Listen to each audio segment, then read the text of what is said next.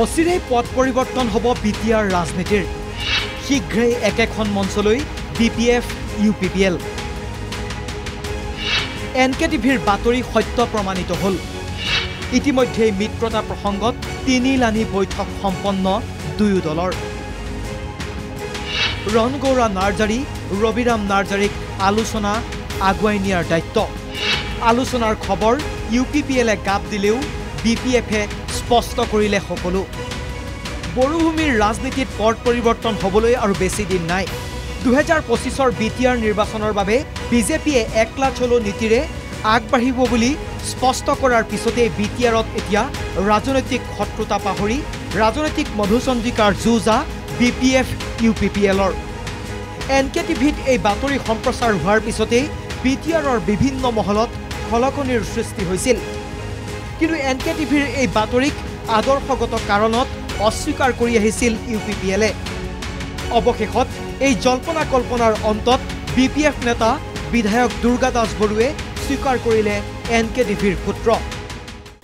এই সময়ত মোক সুধিলে কিমান আগবাঢ়িছে কি কথা পাতিছে মই সম্পূৰ্ণ ক'ব নোৱাৰিম কিন্তু আপুনি উত্থাপন কৰা বিষয়টো সঁচা যে তেনেকুৱা এটা চলিছে আলোচনা চলি আছে 2-3টা আলোচনা ইতিমধ্যে হৈ গৈছে বুলি জানিব পাৰিছোঁ এই আলোচনাৰ বাবে দুয়োটা দলে নিয়োগ কৰিছে এজনকৈ প্ৰতিনিধি ইউপিপিএলৰ হৈ ৰণগৌৰা নাৰ্জাৰী আৰু বিপিএফৰ হৈ ৰবিৰাম নাৰ্জাৰী দলৰ হৈ নেতৃত্ব লৈ আছে আমাৰ এমএলএ ৰবিৰাম নাৰ্জাৰী ডাঙৰীয়া আৰু সিফালে ৰণগৌৰা লৈছে তেখেতসকলৰ প্ৰাক্তন এমপি এই সন্দৰ্ভত বিপিএফৰ প্ৰতিনিধি তথা বিধায়ক ৰবিৰাম নাৰ্জাৰীয়েও খুলিছে মুখ বিপিএফ নেতাজনৰ মতে আলোচনা সঠিক দিশত আগুৱাইছে